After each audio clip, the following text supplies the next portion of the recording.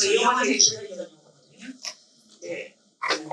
제가 원래 북영화를 좋아하고 바디브러 영화를 되게 좋아해요. 바디브러라고 하면 이제 바디브러 장르적인 바디브러 장르라고 해서 신체 변형 영화를 바디브러 장르라고 하는데 제가 그 영화들을 되게 좋아해서 이 영화가 미국에서 되게 잘 되었다는 소문이 듣고 너무너무 기다렸어요. 그래서 집에 제가 들어왔을 때 그냥 그걸 하려고 했어요. 이분이랑 같이 하는 거 같이 하는 걸 알고 어쩔 수 없다. 그렇게 어떻게 보셨어요? 저는 이게 솔직히 깨달아 가지고 가족 영화인 줄 알았어요. 그래서 진짜 호러 영화를 진짜 싫어하고. 근데 이런 영화인지 알았으면 안 했겠죠. 근데 저는 영화를 지금 두 번째 보는 건데 진짜 재밌게 봤어요. 정말 되게 유행인가 이런 영화가. 그러니까 저희 감독님은 슬리라고 보시고 오늘 저랑 두 번째로 보고 저를 처음 봤거든요. 왜냐면 저는 극장에서 꼭 보고 싶었어요. 기대하던 영화라서. 근데 옆에서 계속 아직 무서운 장면이 안 나왔는데 예고편처럼 옆에서 계속 시호를 보내는 거예요. 그러니까 이 사람이 옆에서 시호를 보내면 나한테 자꾸 나오는 거예요. 이거 사진이었어. 그 말하는 것조차 너무 아까워서 내려질 수 있는데 최대한 스크린에 집중하려고 하면서 이상해요. 진담이에요. 투게더를 제가 찾아봤는데 이 영화가 보통 이렇게 중국에서 막 너무 성공을 뭐라고 그러지? 사업적으로 성공하면은 늘 찾아보게 되죠. 감독이 몇 살인지 그래서 나는 얼마나 안 맞는지 알기 너무 늦었는데 슬프려고 나이를 찾아봤는데 아이들이 나이가 없는 거예요. 그래서 제가 생각했어요. 나도 나이 지워야겠다. 나이 지우고 싹 추리해서 되게 한 10년 어린 것처럼 행진하고 다니까 그런 생각을 잠깐 했고 아무튼 간에 투게더는 총 예산이 그러니까 우리나라 돈으로 50억 미만 저예산 진짜? 저예산 중에 저예산 그러니까 미국 영화 그러니까 이런 영화 공포 영화 치고도 저예산이에요. 예를 들면은 RS의 유전 같은 영화가 100억 정도 나올 거야 아마 100억 유로거든요. 보통 그 정도만 해도 이제 저예산이라고 하는데 50억 미만이면 굉장히 저예산 영화고 그리고 일부 이럴 때 나오는 게 며칠 촬영이면 21일 촬영해서 이렇게 사람을 전열시키고 아니요. 근데 요즘 한국 영화들도 27일 찍어야지 안 잘려요. 그래서 감독님은 최근 영화를 며칠 동안 찍으셨어요? 드라마요? 아니요, 킬링 로맨스? 오래 찍었어요. 그쵸. 60인가? 네, 맞아요. 저희 코로나 한참 때라서 도망다니느라고 좀. 그래서 21일 촬영 그리고 지금 전 세계에서 2,800만 불 이상의 그 예산에 한 8배 이상 수익을 올리거든요. 그러면 얼마나 좋겠어요. 얼마나 쫓아가는 사람들은. 맞아요. 이게 근데 서브스인가? 그 영화보다 예산이 높아지나요? 아니요, 서브스보다도 낮은 것 같아요. 이 두 영화가 너무 비슷한 느낌이라서. 그게 아마 이제 바디브로 올려서 비싸게 보이실 텐데, 그러니까 제가 되게 이런 요즘에 이제 이거 신체 변형 영화들이 많이 인기라서 여러 영화들이 요즘 나오고 있고 성적이 되게 다 좋은 편인데, 저는 이제 이런 영화를 볼 때마다 재밌으면서 되게 기분이 나빠져요. 왜냐면은 코로나가 막 시작됐을 때 그때 제가 이제 보고 계속 아는 영화를 내놓고 나서 다음 영화를 뭘 하면 좋을까 다음 아이템으로 저는 무조건 장르를 바디브로로 정했었거든요. 그래서 왜 바디브로를 정리하면 좀비가 트렌드고 내가 만들 때 좀비 끝날 텐데 그러면 뭔가 그런 장르 중에 상업적으로 시장의 어떤 그 장르만으로도 시장성을 가지고 있는 장르 중에 아직 지금 떠오르다기보다는 다시 올라오지 않았지만 한번 시도해볼 만한 게 뭐가 있을까 많이 오르더라고요. 그래서 제가 링크를 알아보고 폰도 알아보고 해서 했는데 글쎄요 우리나라 제작사들 돌아다녔는데 모두가 싫어했어요. 예, 특히 우리나라 정서에 맞지 않는다고 해서 근데 제가 이렇게 막 바스로 잘 되는 거 보니까 확 그냥 지옥에 가서 죽어버리고 싶고 막 괴로웠어. 그래서 막 서스터스 보면서 막 이러면서 막 치는 줄 알았죠. 네, 아무튼 네. 이런 사람이 이런 여자이고 영화에 대한 얘기 좀 하면 좋을 것 같아요. 영화에 대해서. 네, 재밌게 보는데 이게 결혼한 사람으로서 이 영화를 보니까 되게 생각이 많아졌어요. 여러분들 여기 많은 싱글분들도 계시고 결혼하신 분들도 계시고 그다음에 지금 연애 중이신 분들도 계실 거라고 아는데, 그러니까 지금 어떤 상황이냐에 따라서 이 영화가 되게 다르게 느껴졌을 거라고 저는 그런 생각이 들어요.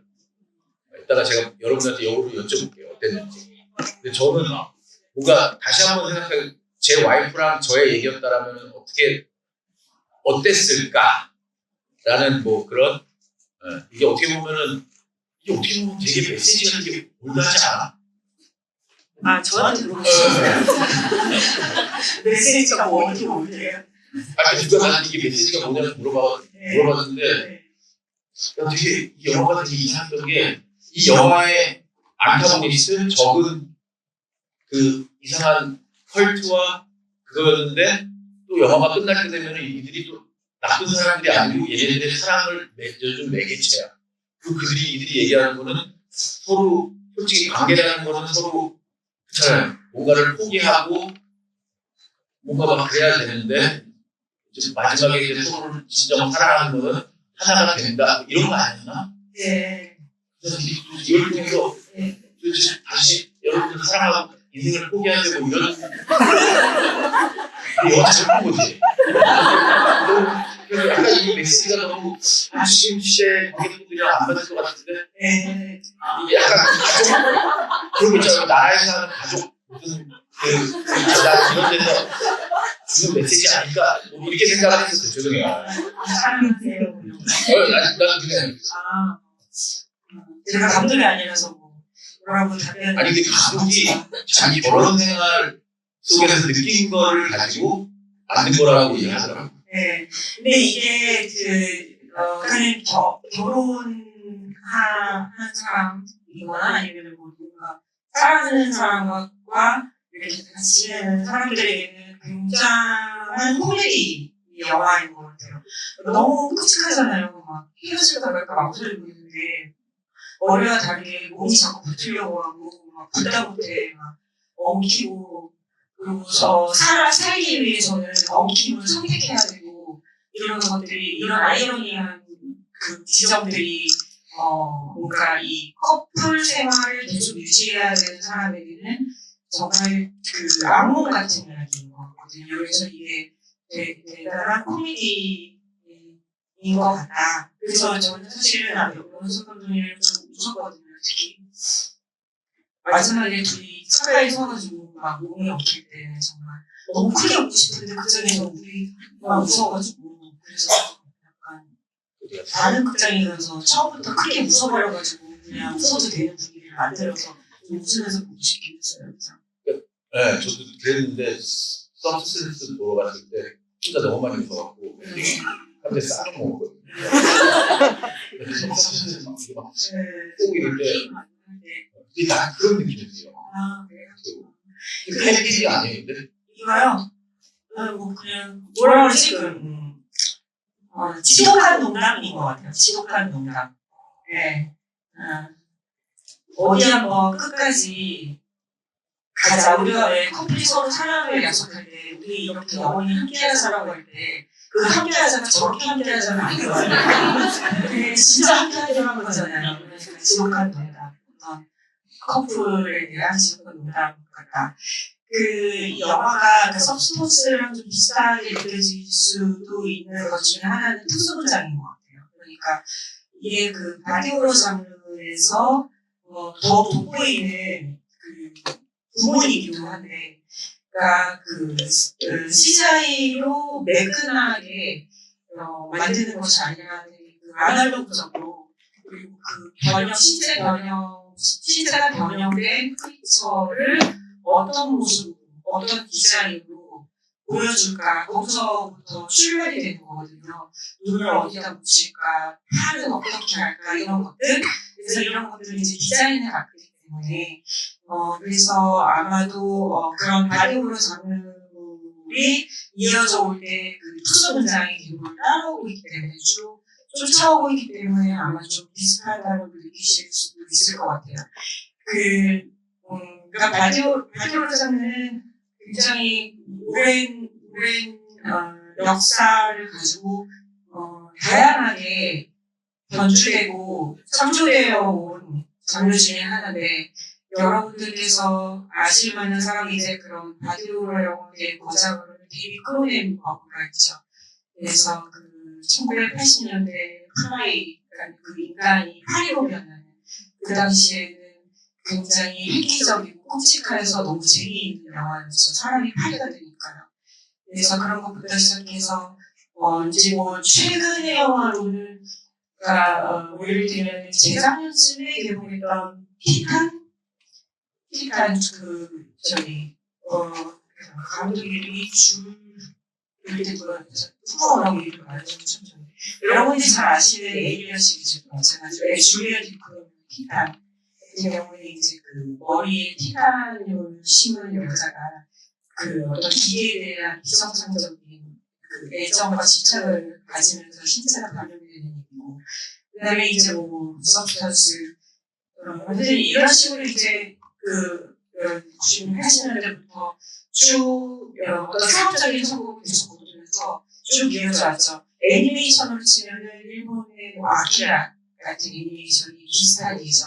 소년이 비정상적으로 몸이 커지면서 힘을 가지게 되는. 그러니까 그 이야기를 만들 때 우리한테 익숙한 것들을 낯설게 보여주거나, 아니면 우리에게 낯선 것들로 시작해서 그것을 익숙하게 만들어주거나, 영화는 어쨌든 간에 어떤 세계를 영화가 끝날 때쯤에는 다른 세계를 느끼게 해주는 체험을 시켜주는 것, 저는 그것이라고 생각하는데, 그렇게 봤을 때 우리의 몸이라는 거는, 이게 되게 아이러니하게도 우리가 원해서 태어난 게 아니잖아요.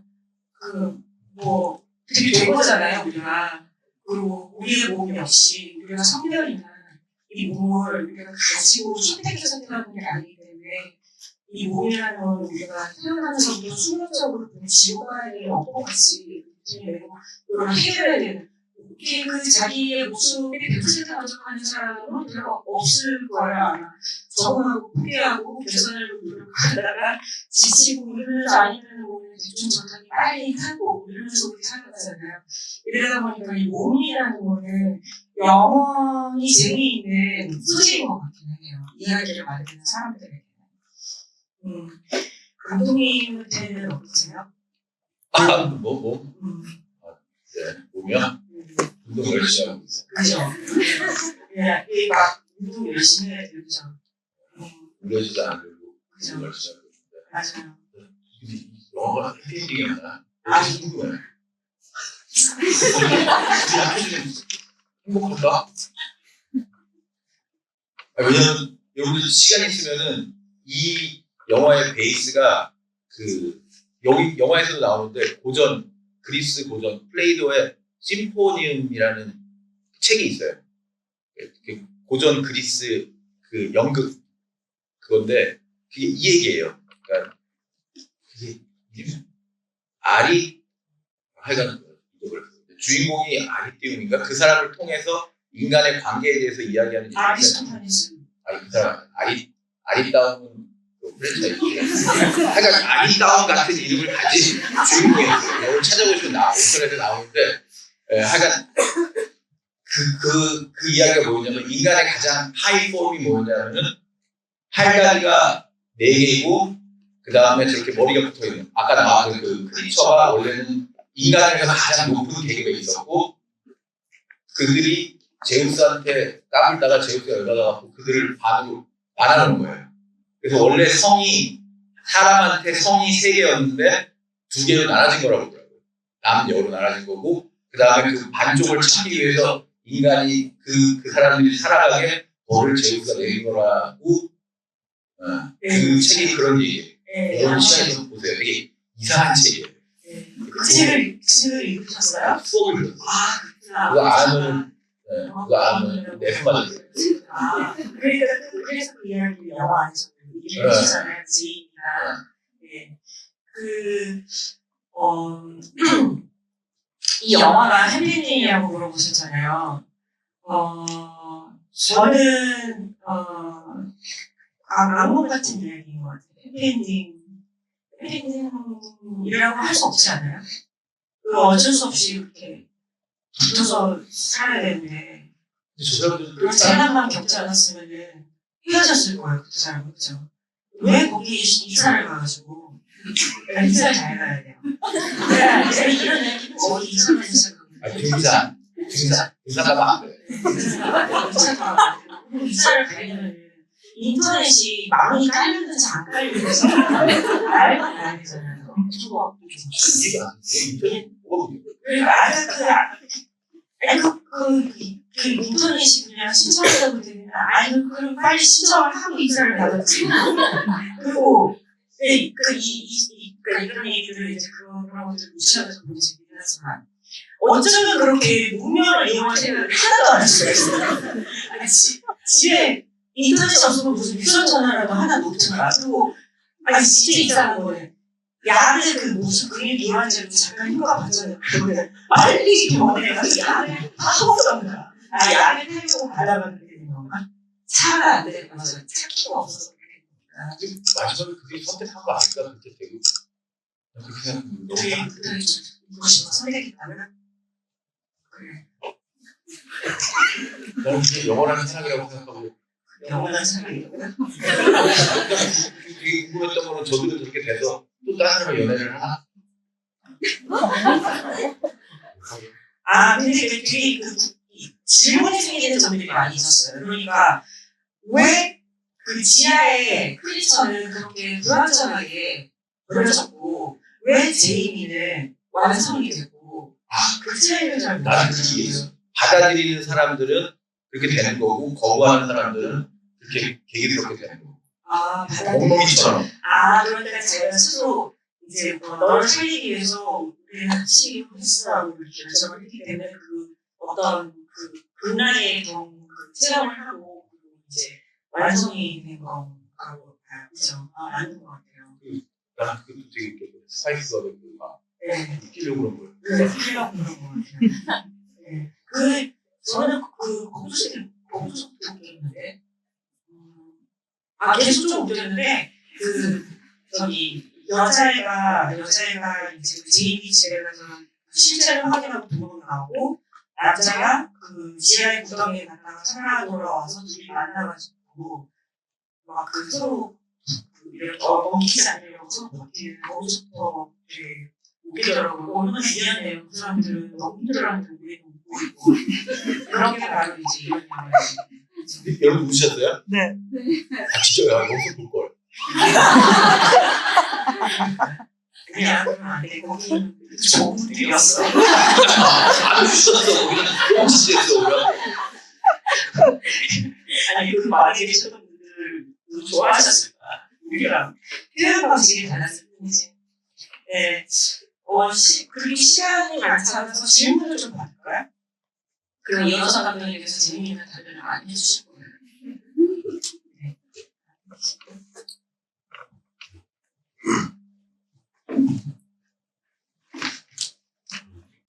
어제는 일이 참 세려가지고 오늘은 집이 막 산들 다음에 한국 사회에서 진짜 보기 힘든 사람 인체가 서로 붙는다는 게 상당히 힘들어요. 근데 이걸 영상으로 담아가지고 이렇게 관객들한테 보여주는 의미를 보여주는데 감독님께서 최근 몇 마리 유머와 연출이 이들을 공부할 때 이런 말하는 중앙이 완전히 없어서 진짜 큰 요구를 남긴다고 그런 이야기가 있습니다. 그래서 제가 이 세부까지 붙어버리는 완전한 새로운 바디 호르몬 로맨스로서 감독이 이 영상을 감독님께서 영상을 어떻게 생각을 해냈는지 이런 서로 붙는다는 사람 인체에 세부까지 붙이는 그런 영상을 만들어내는지를 무슨 의도에서 했는지 상당히 궁금하거든요. 그냥 찍으시면 되는데 사람을 붙이는 건 진짜 힘들고 그래서 의도한 바를 보고 싶습니다. 우리가 알 수 없지. 근데 안 죽었잖아. 어떻게 됐어? 어떻게 찍었을까? 아니, 그 아이디어는 어떻게 네. 됐을까? 그 아이디어하고 어떻게 지금 그래서 어떻게 찍었느냐 전에 어떻게 그 아이디어를 내느냐에 대해서 제가 덧붙일 수 있는 말은 그러니까 서로 몸이 붙는다, 합쳐진다, 연결된다 이런 것은 이 영화만의 아이디어는 아니에요. 그 바디호러 영화에는 그런 식으로 몸이 합쳐지고 어떤 욕망에 의해 묶이고 그래서 그 안에 가둬지고 이러는 이야기는 그 바디호러 장르에서 있어왔던 이야기이기 때문에 그 부분은 그다지 새롭다고는 하기는 어렵고요. 근데 이 영화가 새로운 것은 그것을 그 작동을 헤어지고 싶어하는 커플에게 적용시킨 거고 그거가 좀 새로운 것인 것 같아요. 이분들 진짜 부부예요. 이 실제 배우분들. 수면되고 그 다음에 이제 어떻게 찍었냐 하는 것을 제가 좀 찾아보니까 약간 VFX도 그러니까 이게 어느 하나만 가지고 한 가지 기준만 가지고 한 게 아니라 지금 현대 기술과 아날로그 기술을 계속 합치면서 만들어내더라고요. 그러니까 예를 들면 이 영화에서 이렇게 팔이 합쳐지는 거 있잖아요. 이런 거 같은 경우는 특수분장으로 만들었고 그래서 실제 배우가 이렇게 합쳐진 상태에서 연기를 몇 시간 동안 해내서 화장실도 같이 갔다고 근데 이게 어차피 TV니까 그리고 그 마지막에 등장하는 그 합쳐져 있는 인물 있잖아요. 그 인물은 이제 그 회사에서는 틸리라는 이름을 붙인 캐릭터인데 그 팀이랑 팀이랑 여자의 이름을 합쳐가지고 틸리라고 붙였는데 그 틸리 같은 경우는 이제 그 특수분장이나 그다음에 그 VFX를 합쳐서 그러니까 맨 처음에 시작할 때는 팀한테 그 여자의 가발을 씌워서 찍고 그다음에 여자의 눈을 찍고 팀의 눈썹 색깔 팀을 찍어서 합성하는 식으로 계속 지금 현대 기술하고 아날로그를 합쳐가지고 완성한 인물이라고 하더라고요. 근데 어차피 예산이 낮기 때문에 아이디어로 승부한 것 같은데 이게 풀 CG로 했으면은 굉장히 이런 병맛이 없었을 것 같아요. 촬영 기간이 21일밖에 안 되는데 그 어떻게 다 찍었다 이해가 안 돼. 근데 미국은 저도 이번에 깜짝 놀란 게 코엔 형제가 이번에 드라마를 그러니까 한국 분이 저랑 되게 친한 분이 미술 감독인데 그 코엔 형제 드라마를 했는데 한 화를 4일 만에 찍는 거예요. 거기는 약속된 거밖에 안 찍는 거예요. 미리 풀이를 되게 길게 해갖고 약속된 것만 찍더라고요. 이런 얘기가 완전 우리가 되게 게으른 사람이 됐어요. 저는 그렇게 찍었는데.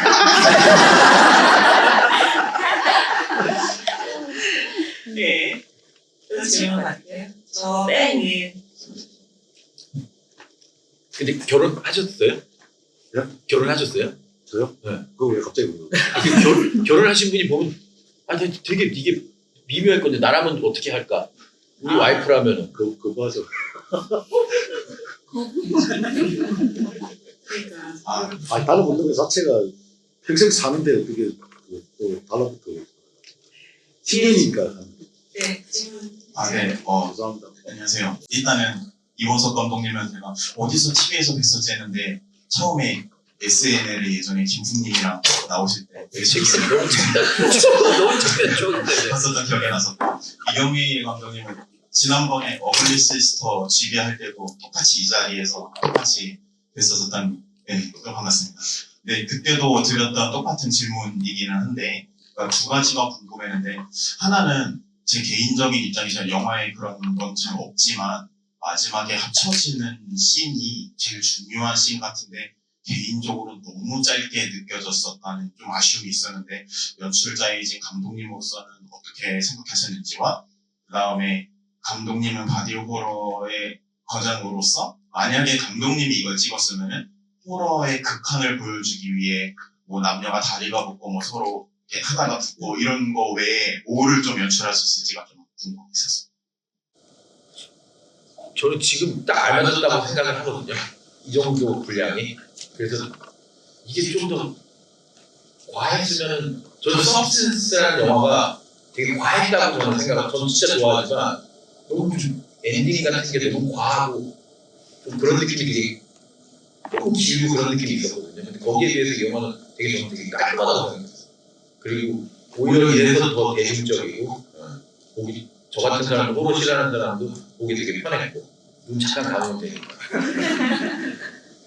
저는 호러를 좋아하니까 그래서 그러니까 뭐 예를 들면 제가 리메이크하고 싶었던 작품 중에 브라이언 유즈너 감독의 소사이티라는 미국 영화를 제가 리메이크를 하고 싶어 했었거든요. 근데 그거 같은 경우는 이제 여기서는 지금 두 사람이 합쳐지잖아요. 그거 같은 경우는 때가 합쳐지거든요. 네, 때가 합쳐지고 막. 네, 그거 같은 경우는 이제 그 이야기가 그러니까 사춘기 남자아이가 주인공이고 남자아이가 어느 날 친구로부터 자기 가족에 대한 비밀을 듣고 비밀을 파헤치는 거거든요. 근데 이제 그 파헤치는 자기 가족의 비밀을 파헤치는 안에 이제 바디로가 들어가는 건데 그런 경우들이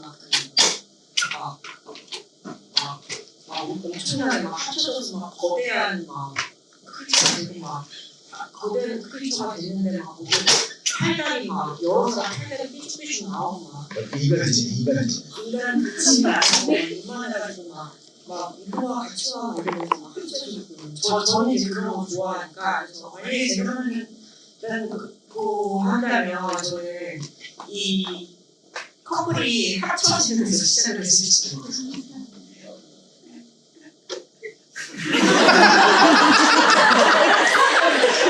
그쵸? 재미가도 합쳐지고 막 역시 계란도 합쳐지고 다 합쳐지고 재밌겠다. 그래서 말할 때막 계속 그랬을 것 같아요. 그치? 네. 마지막에 서로가 서로를 이제 받아들이고 사랑한다고 서로 사랑을 확인하잖아요. 근데 전 그 부분에서 진짜 둘이 정말 마탱이가 같구나라고 생각을 했는데 실제 주변에서 서로 저 정도까지 사랑한다고 하는 저 커플은 저렇게 붙어도 잘 살겠다 싶은 커플을 보신 적 있으신지. 솔직히 아까 이경민 감독님이 얘기했듯이 이게 정말 좋은 블랙 코미디고 약간 병맛이었던 게 저들이 진짜 사랑한다는 얘기를 했을까? 저 정도까지 갔으면 뭔 얘기를 하겠어. 거기서 그 얘기밖에 더 하지 못하겠어. 거기서 에이씨 막 쌍욕하면서 그럴 수 없잖아. 이렇게 된 거 그냥 사랑한다고 얘기한 거 아닐까라는 생각이. 네, 이렇게 저도 비슷한데 그러니까 이게 사랑한다는 말을 하는 게 이 상황에서 사랑한다고 생각해야지 어떡하겠어. 그치. 이 상황에서 사랑한다고 생각하지 않으면 이 상황을 해야 방법이 없잖아요. 그래서 사랑한다고 해야지 어떡하겠어. 그러니까 때로는 진짜 희망이 없을 때 그러니까 나를 둘러싼 주변에 희망이 없을 때 그냥 내가 생각을 바꾸면서 어떡했어. 그것이 바로 사랑한다는 것이지. 사랑한다고 생각을 바꿔버리는 거지. 진짜야? 이게 다 이른다. 요즘 학생은 굉장히 아직 잘 지내고 있어요. 아니, 내가 아직이라고 하는 거는 우리가 아직 그걸까? 신혼부부 대출이 되는 거야. 진짜로? 네, 오늘 마지막에. 알바도. 슬픈 얘기를 하지 말자. 그래서 답변을 한 건가요? 질문이 뭐죠? 그 정도로 사랑하는, 둘이 합쳐져도 잘 네. 살겠다, 몸이 합쳐져도 그럴 만한 사랑을 아. 주변에서 그런 커플 저는 보셨는지. 딱 떠오르는 커플이 하나 있어요. 네, 저는 그런 커플을 본 적이 있어요. 정말 누군지는 말할 수 없는데 말하는지 모르겠어요. 근데 정말 저러다가 둘이 죽겠구나 그런 정도로 둘이 붙어다니더라고요. 정말 얼마나 됐는데? 저 예전에 깨졌지? 그 얘기를 하려고. 정말 저러다가 둘이 죽겠구나 싶을 정도로 너무 세상에는 관심이 없는 그 남녀가 있었어요. 아니? 같이 살고 있다. 맞아. 같이 살고 있다. 네, 지금 같이 살고 있더라고요. 네, 맞아. 둘이 같은 직업을 가지고. 이쪽이 안 하시지? 네, 이쪽 일은 안 하는데, 어쨌든 같은 직업을 가지고 있고, 심지어 같은 직업을 각자 일을 하는 게 아니라, 둘이 합쳐서 일하고 있어. 맞아. 예, 맞아. 그런 거 있어요. 9년 동안 그렇게 사랑했던 사람이 결혼하고 한 달 만에 이혼하는 걸 봐갖고 그래서 이혼보험을. 뭔 얘기를 하지 말아요. 네, 슬픈 얘기. 좋은 얘기만 해. 여러분들 진짜 재밌게 봤어요? 네. 웃기지 않아요 이거? 네, 안녕하세요. 네, 저는 이 영화가 되게 다양한 가족 형태를 보여주고 가족들이 다 다르게 이상하다는 걸 보여주는 것 같았는데요. 팀의 부모님도 그렇고 제이미 커플도 그렇고 이 주인공 주 커플도 굉장히 이상하다고 생각했는데 그 합쳐진 모습을 본 부모님의 마음도 어떨지도 궁금하더라고요. 감독님이 생각하시기에는 이 많은 커플 가족 형태에서 어떤 사람이 제일 이상하게 느껴졌는지. 마지막에 그 엄마 아빠 있잖아. 난 그분들도 합쳐진 사람. 난 이해를 잘못해서 처음 해봤을 때 나는 그들이 합쳐져서 그 어머님이 되는 줄 알았어. 그리고 그 문 열어준 사람이 저 사람 누구지? 오늘 영화를 극장에서 봐야 돼요. 극장에서 보니까 이해가 돼요. 지금 제가 보기에 제일 이상한 사람은 그 사람. 학교 선생님, 저거 메이크업이라고 하세요. 미국 무슨 얘기를 할수 있어? 아니, 결국 그분이 컵이었어요? 그렇지, 그분 컵이지. 그러면, 근데 그럴 때 그렇게 말하진 않잖아요. 이렇게.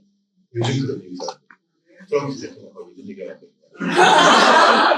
이 사람이 여기는 트럼프에 나라 많이 그거 하는 이상했어요.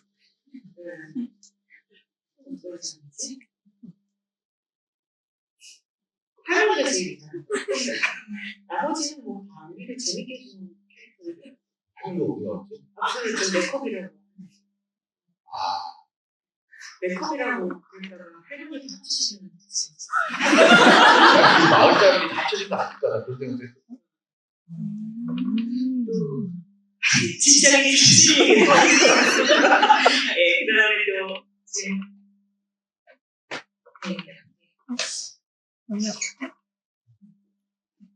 저 인도소녀는 뭐였는지 인도소녀 그 개 그리고 있던 그 집 딸. 그 집 딸. 그 집 아 첫. 아니 정확하진 않아. 딸이 딸 맞아요. 옆집 딸일 수도 있잖아. 그런 개를. 그 집 딸. 그래도 지금 그 남자 주인공이 동굴에 갔을 때 그 덜 합쳐진 괴물 같은 사람을 봤잖아요. 그때 목에 이렇게 칼 찔려 있는 거 보고 돌아왔는데 그런 다음에 여자 주인공한테 방법을 찾은 것 같다. 우리가 여기서 벗어날 수 있는 방법은 한 명이 죽는 거다라고 얘기를 해서 저는 한 명이 죽으면 그 합쳐지는 게 멈출 수 있는 거 아닐까라고 생각을 했었거든요. 그래서 저는 영화를 보면서 둘 중에 한 명이 죽는다면 완전히 하나가 되는 걸 멈출 수 있다라고 이해를 하고 봤는데 두 분이 감독님이시니까 만약에 이 영화를 두 분이 감독을 하신다면 그 하나가 되는 것에서 벗어나는 방법을 어떤 걸로 하실 것 같은지 그게 궁금해요. 그리고 그 영화에서의 벗어나는 방법이 만약에 둘 중에 한 명이 죽어야 한다라고 생각한다면 그거는 또 어떻게 생각을 하시는지도 궁금하고. 저는 그 남자가 칼 이렇게 뭐 이거 한 다음에 이거 하잖아요. 근데 이거 한 다음에 이거 할 때도 아니 그럼 뭐 이거 뭐해 그냥 조용히 찾아주시면은 그 제일 그 여자들한테도 그게 선물이 되잖아요. 그 찾아주시면 이거 하고 나 말씀하는 거밖에 너네는 하면서 찾아주고 저러니까 찾아주지 이런 생각 했고 저라면 만약에 그 상황이 되면 저라면 남편의 차에 빼고 보낼 것 같아요. 아니 그렇지. 아니다. 그 집에서 내가 살기 싫으니까 내가 차를 타고 가겠다. 근데 남편이 찾아오겠지. 원형을 해야지. 죽는 건 싫고. 아니 그래서 어떤 댓글에는 남편을 죽이지 그랬냐고. 여자가. 근데 그게 좀 그렇잖아. 네, 일단은 멀리 차가 없어서. 그럼 한 명이 운전을 못 하잖아. 그러니까 서로 의지할 수밖에 없는. 맞아요. 이게 이제 같이 지내다 보면은 서로 역할 분담을 하게 되잖아요. 너무 자연스럽게. 그래서 되게 인지하지 못하는 제 같은 운명 공동체가 되어버린다는 거예요. 그 상황에서 헤어지는 거는 그만큼 포기해야 되고 인생을 한번 이게 사과를 하려던 걸 가면 조금씩 나눠지게 되는 거니까 되게 힘든 결정인 거죠. 난 설정도 되게 좋았던 게 남편이 성공하지 못한 아티스트잖아. 되게 지금 어떻게 와이프가 먹여 살리는 뭐 그런 상황이잖아. 자기의 꿈을 이루기 위해서 근데 또 자기의 그 여자친구가 자기한테는 엄청난 기대감으로 다가오고 뭐 이런 세팅들이 나는 되게 공감할 수 있었다라고 내 얘기는 아니지만 네.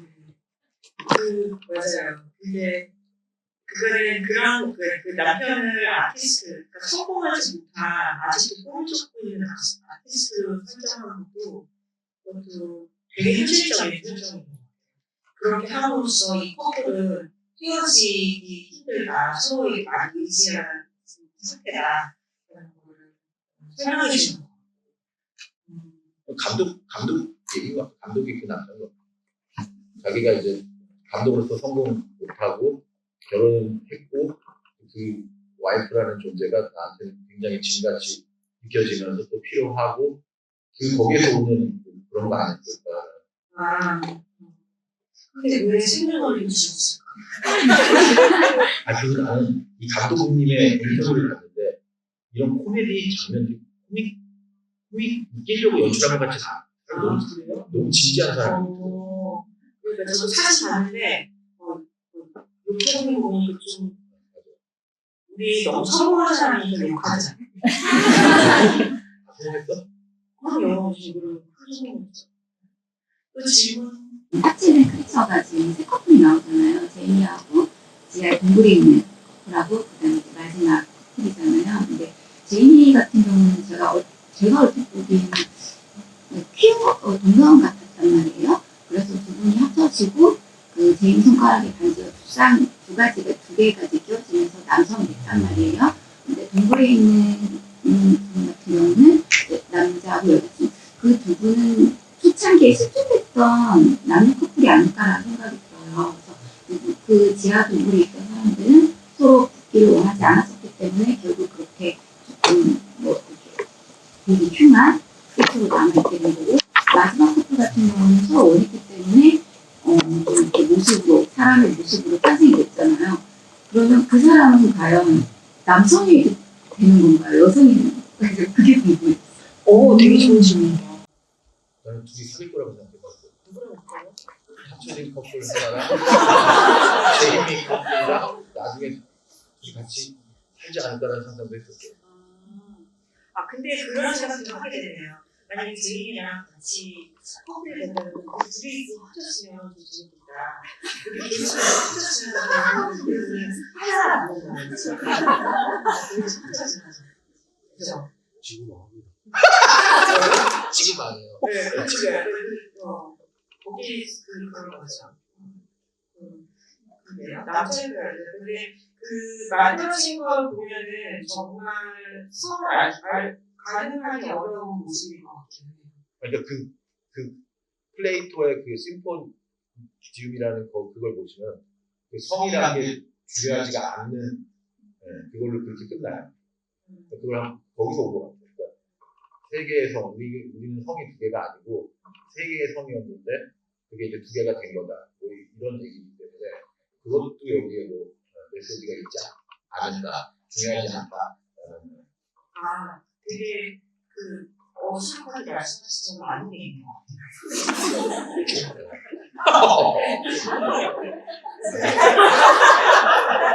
동답했습니다. 근데 K-pop 디먼헌터 보다가 이거 이제 속도가 느리긴 느리더라. 그 K-pop 디먼헌터는 음악이 있으니까. 그 다양한 관계들이 있었는데요. 예를 들어서 나중에 서로 결집을 세워주는 곳에서 서로 세 명이서 대화했을 때 한 명은 운동을 하고 한 명은 노래를 하고 서로의 결집을 세워주는 의례적인 가치가 많이 있었고 다양한 의례적인 정책을 나왔었는데 저는 초반에 꽤나 기준 있게 나왔던 정책 중에 하나인 죽음지 관련해서 약간 궁금한 점이 있는데 죽음지는 기준 있게 다뤄지고 남자 주인공의 심리 상태를 표현하는 데 쓰였지만 그게 영화 속에서 왜 그 기준 있게 나왔는지 이해가 잘 안 되는데 감독님이 보시기에는 그 죽음지라는 정치가 어떤 큰 의미가 있다고 보십니까? 찾아보니까 그런 괴담이 있대요. 그러니까 그 집 오래된 집이나 이사가 지나가신 집에 그런 그 쥐가 이렇게 엉켜 있는 그런 쥐가 발견이 될 경우에 그것이 뭔가 어떤 것을 예감을 한다든가 이런 괴담 같은 게 원래 있다고. 그래서 나는 그게 저는 그냥 개인적인 제 생각이에요. 그 쥐보다 나는 그 쥐가 상징하는 그 냄새 있잖아요. 썩는 냄새. 그다음 관계에서 오는 관계를 상징하는 게 아닌가. 그러니까 뭐 아버지가 그 아들한테 맨날 여기 냄새 난다고 그랬고 그다음에 어머님이 아버지가 돌아가셨는데 그 옆에서 계속 그 냄새 나는 데 있었다. 그러니까 나는 그 냄새를 못 맡는데 그 관계에 있는 사람은 냄새를 못 맡는데 상대방은 그 관계 아닌 제3자는 이들의 관계를 보면서 그거를 이들의 관계를 냉정하게 볼 수 있고 그런 거를 나는 상징한다고 생각해. 그러니까 쥐는 나는 냄새 때문에 쓰인 거 아닐까라는 뭐 그런 아닐 수 있어요. 아닐 거야. 되게 수학하게 말씀해주시는 거 아니에요. 네, 근데 진짜 그거 아니에요. 그러니까 내 가까이고 내 안에 있다고 생각할 때는 냄새를 느낄 수 있겠지만 그 상대를 이렇게 타인으로 인지하면 그 냄새가 더 강하게 느껴지잖아요. 연예인들 사기꾼이랑 결혼할 때 막 팬들이 사기꾼이라고 막 그래도 우리 사랑해요 막 그러고 결혼하잖아. 네, 그런 거 같은 거야. 그 지금 많은 얘기를 하시는 거예요. 네. 맞아요. 그러니까 그래서 그 남자가 팀이 저희 아버지에 대한 기억을 얘기하는데 그 아버지가 나는 이 냄새를 모르는데 아버지가 자꾸 냄새가 난다고 했다라고 할 때 뭔가 아버지하고 아들의 관계가 친근하고 따뜻한 관계는 아니었던 것 같다라는 생각을 하게 되잖아요. 그러니까 아버지가 그 냄새를, 그 지독한 냄새를 되게 정확하게 인지했다는 그 사실이, 굉장히 조금 굉장히 객관화되고 타자화시킨다라고 느껴지게 만드는 걸로 그 이야기 안에서 작동을 하는 것처럼, 그 집에서 싸우는 들러붙은 싸우는 쥐가 나오는 것은, 그러니까 영화적인 장치로는 앞으로 뭔가 되게 무서운 일이 벌어질 것 같다라는 어떤 첫 번째 기반처럼 작동을 하기도 하지만 동시에 어떤 그 냄새, 말씀하신 냄새를 이용해서 어떤 관계, 이 엉켜져 있는 이슈들을 통해서 이 관계가 굉장히 엉켜져 있고 가까워져 있을 때 불편하고 싫을 수가 있다는 것을 예상하게 만드는 그런 역할을 해주는 것 같아요. 예, 그렇지. 엄마가 계속 비웃잖아. 그 아들이, 그러니까 아들은 엄마한테 되게 인정받고 싶었던 뭐 그런 것 같아. 네, 그런 거 아니죠. 엄마는 계속 비웃고 있잖아. 아들이 성공 못한 아들을. 네, 맞아요. 네. 저는 결말을 보고 조금 찝찝하게 느꼈는데요. 네. 문제 해결이 이렇게 끝나는지에 대해서 좀 궁금했어요. 특히 외부 원리에 대해서 좀 소문을 했다고 저는 느꼈거든요. 이 지10제처럼 무한별한 합의를 되게 부정적인 것처럼 표현을 했으면서도 마지막에 결국에 합쳐지는 걸 선택을 하잖아요. 그래서 저는 이 부분이 굴곡인 것처럼 느꼈지만 다른 분들 이게 사랑이거나 아니면 다른 희생으로 느낄 수도 있겠다라고 생각을 해서 감독님 두 분들은 혹시 어떻게 생각하시는지 묻고 싶습니다. 저는 굴곡이라고 생각하지 않고 본인들이 어쨌든 선택을 한 거기 때문에 그래서 누가 만약에 네가 이 이야기를 가지고 영화를 만들면 너는 뭐를 여기 붙여서 묻는다면 저는 이 둘이 합쳐졌을 때 그 극락의 경험이라고 하는 환희의 경험이라고 하는 그것이 무엇인지를 영화에서 표현해 줬을 것 같아요. 그래서 이들이 이런 결정을 했지만 이들이 합쳐질 때 끔찍한 합칠 때 그것이 무엇인데 그것을 선택하는 사람들이 있는 건지를 좀 보여줬을 것 같아요. 어쨌든 간에 저는 그것이 굴곡이라고는 느끼지 않았어요. 감독님 어떠세요? 네. 뭐라고요? 네. 그래서 나는 계속 얘기하는 가족기획부에서 만든 영화 같다는 사랑해라. 그러니까 모르겠어요. 이게 마지막에 그럼 어떻게 해야? 난 어떻게 보면 굴곡이랄 아까도 얘기했지만 진심으로 여기까지 왔는데 나도 귀찮을 것 같아. 더 이상 계속 이렇게 됐는데 스토리에서 어쩌겠어. 그러니까 근데 거기서 야씨 어쩌고 막 쌍욕할 수 있는 것도 아니고 사랑한다라고 사랑의 굴곡. 괜찮다. 사랑의 굴곡. 들어가지고 사랑의 굴곡. 있을 것 같아요. 근데 그러니까 저는 그런 얘기를 좀 좋아해요. 어떤 얘기냐면은 인간의 힘으로 도저히 안 된다라는 결과를 이야기를 좀 좋아해요. 오. 네. 그래서 우리는 어차피 어쩔 수 없다. 그런 메시지의 영화, 그런 이야기에서 저는 약간 안 통하거든요. 그래서 이게 친구한테 되게 친구가 너무 당황하더라고요. 나도 되게 당황스러워. 그래요? 이게 약간 이게 그리스 뭐랄까 그리스 마피나 근데 이들은 신 앞에서 아무 힘 없이 그냥 불로 그래서 왜냐면 저는 아무리 해도 소용없어 그냥 어쩔 수 없어라는 메시지가 왔을 때 그때 쉴 수 있을 것 같아요. 이게 만약에 진실은 나에게 딱 어떤 이 세상에 들어가는 이슈를 딱 나에게 다 보면 나는 이제 그만 노력해도 돼. 나는 좀 쉬고 싶다. 쉴 수 있을 것 같아요. 그래서 저는 약간 그런 얘기 좋아하는 편이에요. 아니 쉬지 못할 것 같아요. 어머님 아버님이 딸 봤을 때 딸같이 잘생겼거든. 이야기가 시작되지 않을까? 경찰한테 신고할 거고. 저는 그 어머니 아버지가 딱 투샷이 있을 때 바로 저 둘이 합쳐져서 어떤 모습이 나올까 합쳐지는 기대가 어마어마하고 합쳐지는 진짜 팬이다. 네, 우리 이제 시간이 나온 거죠? 여기 시작해서 텐조라는 영화 꼭 보세요. 텐조도 일본 영화인데 기계랑 합쳐지는 이게 진짜 기계스러워요. 철남이에요, 철남. 철남. 네, 철남에도 근데 이 영화에서 이 두 사람은 운영을 하는 이용하지 않으려고 지금 정말 대단히 화장실에서 관계를 맺고 붙었잖아요. 붙었다가 떨어졌잖아요. 피가 나서 너무 너무 비싸잖아. 맞아, 그게 정말 그리고 그리고 재밌는 얘기 있어요. 감독과 감독의 파트너가 성인용 도착을 오거든요.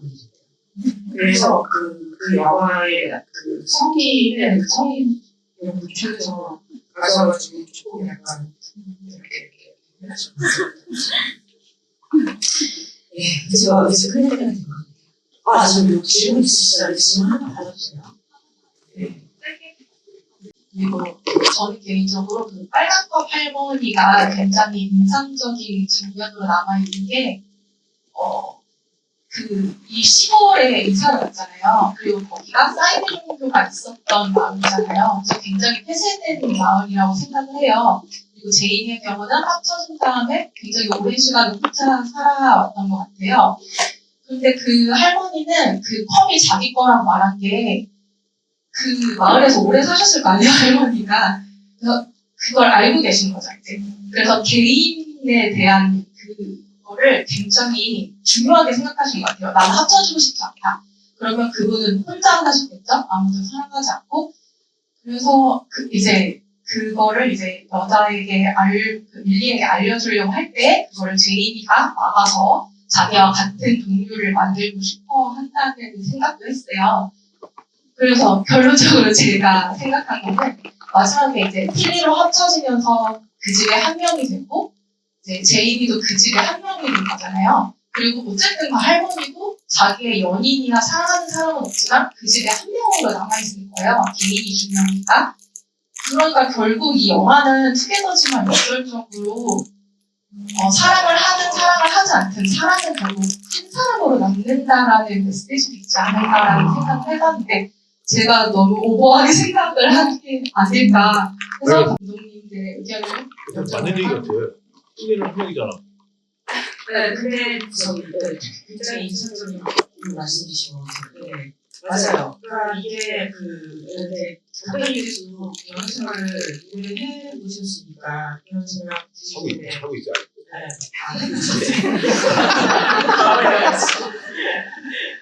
네, 그러니까 이게 누군가 관계를 오래 이제 긴 시간 내줄수록 이게 완전하지 않지만 이 관계를 잘 이어가기 위해서는 독립적이어야 된다는 걸 점점 깨닫게 되더라고요. 그래야지 이 관계가 잘 이어갈 수 있다. 서로 너무 이렇게 엉겨붙어서는 발전할 수 없다라는 걸 깨닫게 되더라고요. 관계가 온전하게 성숙하게 완성하려면 결국은 혼자라는 거를 인정해야 된다는 생각을 저도 하기 때문에 그 메시지가 맞는 것 같기도 해요.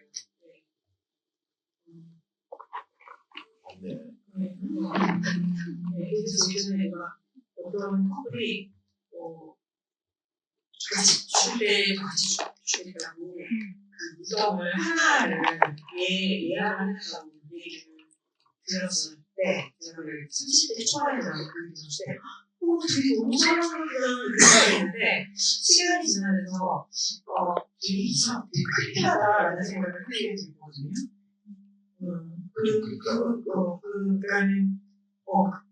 그러면서 저도 이제 생각이 바뀌더라고요. 그게 맞는 말, 저는 완전 이제 마지막. 네, 저도 동의하고. 그렇게는 못잖아. 지금 되게 새로운 걸 배웠어. 아니, 괜찮다고 할 거예요. 아니야. 그러면 오늘 마지막 부분입니다. 여러분들, 여러분들 함께 투게더한테 아이콘 여러분들 약간 홍보 많이 해주시고요. 그리고 사랑들 많이 하시고. 네, 혼자입니다. 끝내는 혼자입니다. 생각 많이 다니시지 마시고요. 여러분들 같이 하시고. 이상한 물 마시지 마세요, 여러분들. 감사합니다.